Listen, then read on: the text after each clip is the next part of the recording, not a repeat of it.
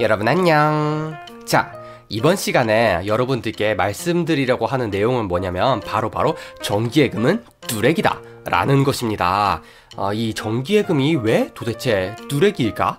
를 차근차근 알아보기 위하여 한번 네이버에 검색을 해봅시다.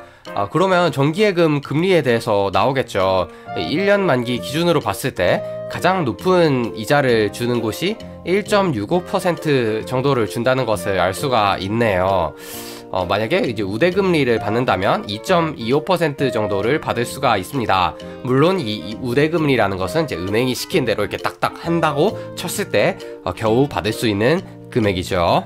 그런데 한편으로 이 금융 상품을 보시면 차트가 어때요? 굉장히 예쁘죠? 아니 이렇게 일정한 균일한 수익을 주는 상품이 있다니 정말 모르시는 분들은 생각도 못 해보셨을 거예요. 만약에 이 상품에 투자를 해보신 경험이 없다면 분명히 아는데 안 하는 것이 아니라 몰라서 못한 것이라고 말씀을 드릴 수가 있습니다. 보시면 1년 수익률도 무려 1.85%나 줬다는 것을 알 수가 있거든요.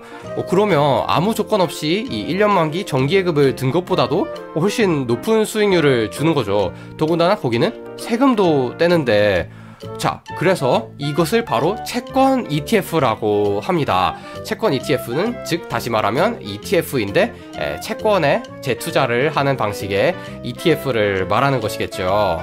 그래서 이 채권 ETF를 증권사 계좌를 통해서 사실 수가 있고요. 1.85%도 만약에 수익률이 부족하다 싶으시면 이 코덱스 국고채 3년이라는 ETF를 보시면 아까보다 그래프의 모양은 약간 짜글짜글해졌지만 대신에 수익률이 1년에 2.4%로 늘어났죠. 심지어 2.8%짜리도 검색을 해보시면 찾을 수가 있습니다. 굉장히 유용하죠.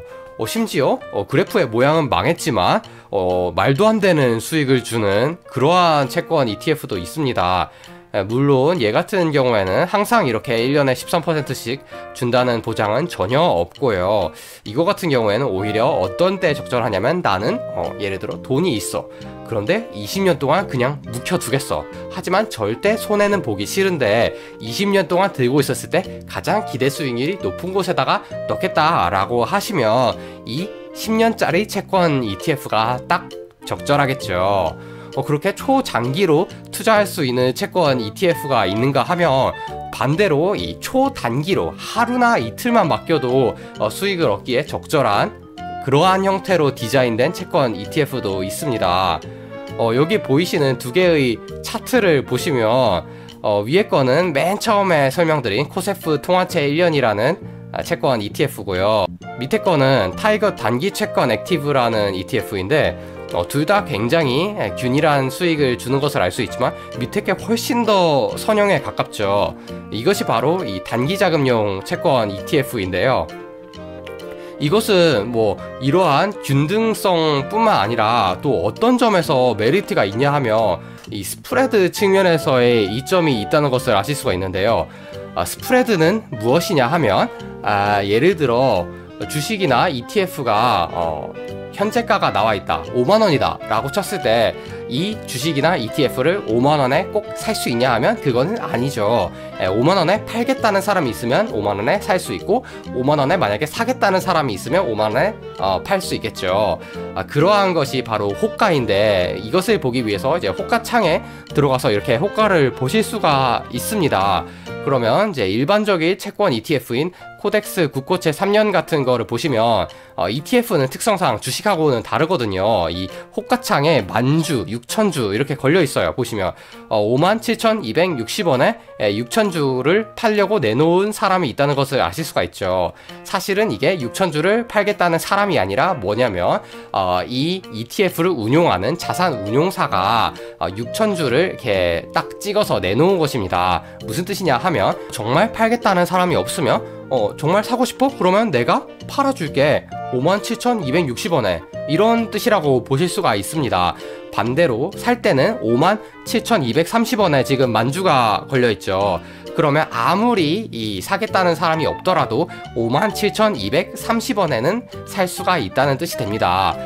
이 57,260원하고 57,230원의 차이가 바로 스프레드이고요. 지금은 30원이겠죠. 자, 이 스프레드가 30원이라는 말은 무슨 말이냐면, 예를 들어 거래가 일시적으로 뚝 끊겼다.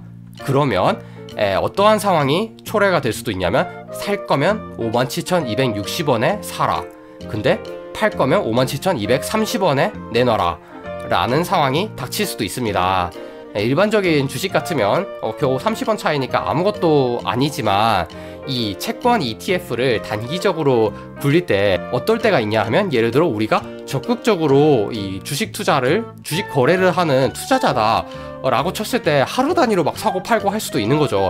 그렇게 사고 팔고 하다 보면은 이 30원이 점점 쌓여가지고 눈덩이처럼 불어나서 나의 수익률을 엄청나게 깎아먹을 수도 있는 것이죠. 이거는 곤란해요. 그러면 단기 자금용이 아니죠.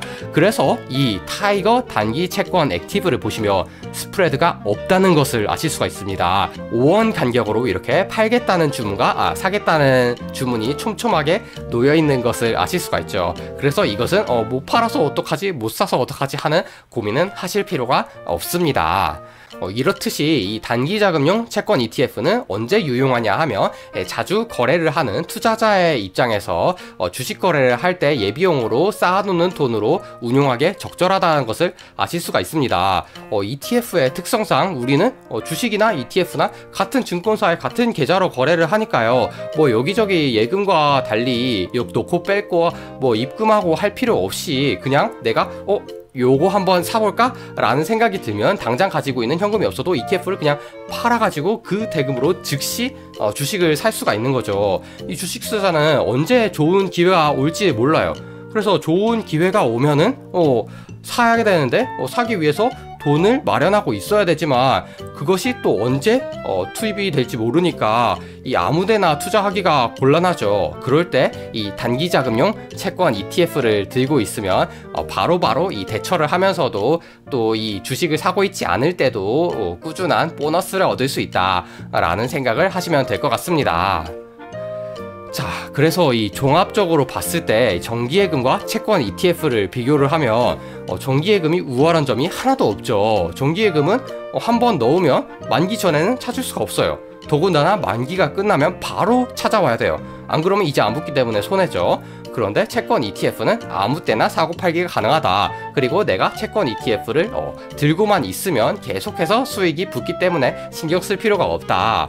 심지어 수익률도 정기예금보다 좋다 라는 사실을 아셨고요. 그리고 또 오래 보관할 돈이나 잠깐 보관할 돈, 이 용도에 맞는 돈에 적절한 채권 ETF가 다 마련되어 있다.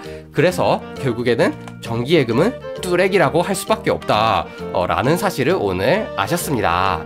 자, 이렇게 이 채권 ETF가 좋다는 사실을 오늘 말씀을 드렸는데요. 이때까지 채권 ETF를 알면서도 여러분들께 소개를 안 해서 J로그에서 활용하지를 못했거든요. 그래서 앞으로는 이 저의 투자 일지에서 채권 ETF를 적극적으로 활용을 할 예정이고요. 여러분도 한번 이 본인의 투자 계좌에서 남는 돈이 있으면 채권 ETF를 한번 활용을 해보시기를 권장드리겠습니다.